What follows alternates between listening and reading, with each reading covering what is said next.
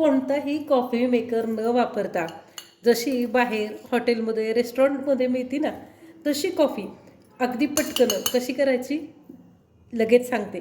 तर चला, आजचा व्हिडिओ खूप इंटरेस्टिंग होणार आहे, कारण कॉफी मेकर न वापरता एकदम फेसाळती कॉफी आपण या गाळण्याच्या साहाय्यानं तयार करणार आहोत.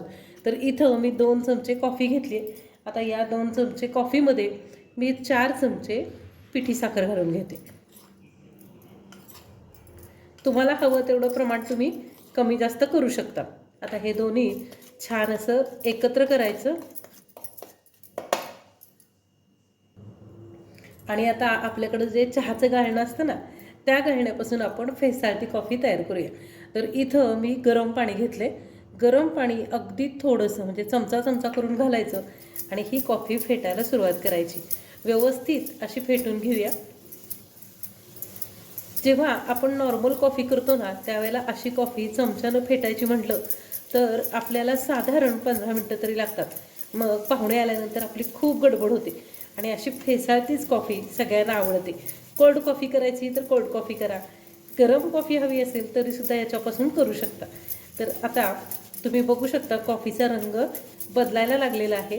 तर असं आपण छान असं हे शक्य तेवढा वेळ फेटून घेऊया. तरी 2 ते 3 मिनिटातच हे फेटून तयार होतं आणि याचा रंग बदलेतोपर्यंत आपल्याला हे फेटून घ्यायचं. आता हॉटेलमध्ये मिळणारी जी फेसाळती कॉफी असते ना ती सगळ्यांनाच खूप आवडते. आपल्यालाही वाटतं की घरी करूया, पण घरी करणं शक्य नाही असं वाटतं. पण का बरं शक्य नाही? तुमची मैत्रीण दमयंती असताना तुम्हाला अगदी सगळ्या रेसिपी सहज सोप्या करून मिळतील. तर आता बघा, ही एकदम सोपी रेसिपी. आता एरवी काय होतं तर आपण ही साखर आणि कॉफी फेटत असताना साखर मोठी वापरतो आणि मग फेटायला वेळ लागतो, म्हणून इथं मी पिठी साखर वापरली. तर आता आपल्याला तोपर्यंत फेटायचं आहे जोपर्यंत हे छान फेसाळलेलं तयार होत नाही. आता बघा, 2 मिनिटं फेटल्यानंतर हे मिश्रण आपला रंग बदलायला लागले. अजूनसुद्धा आपल्याला हे फेटून घ्यायचंच आहे जोपर्यंत याला छान असा फेस येत नाही.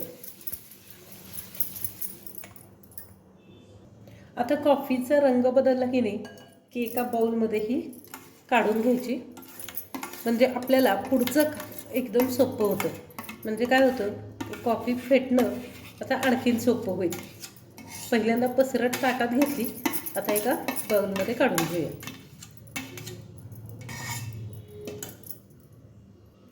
आता या बाउलमध्ये घेऊन बघा, अगदी पटकन छान अशी फेटली जाते.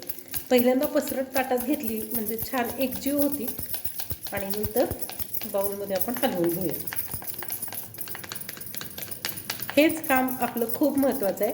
इथंच आपली कॉफी मस्त चविष्ट तयार होते आणि अगदी सोप्या पद्धतीनं. आता बघा, गाळण्यानं छान असं फेटल्यानंतर याला एक क्रीमी टेक्स्चर आलं, तसं मस्त क्रीम तयार झालं. आता पहिल्यांदा याची कोल्ड कॉफी तयार करूया.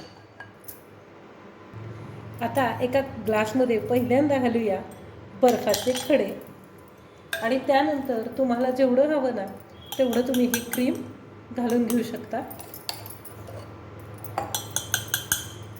मस्त क्रीमी तयार होतं, विकतच्यासारखी कॉफी तयार होते. हे बघा, फार मेहनत न घेता आपली क्रीमी मस्त अशी ही कॉफी तयार आहे. हा हा हा, परफेक्ट. आता 1 कप कोल्ड कॉफी तर झाली. आता मस्त गरमागरम क्रीमी कॉफी तयार करूया. तर इथं हे तयार केलेलं क्रीम 1 चमचा घालून घ्यायचं पहिल्यांदा.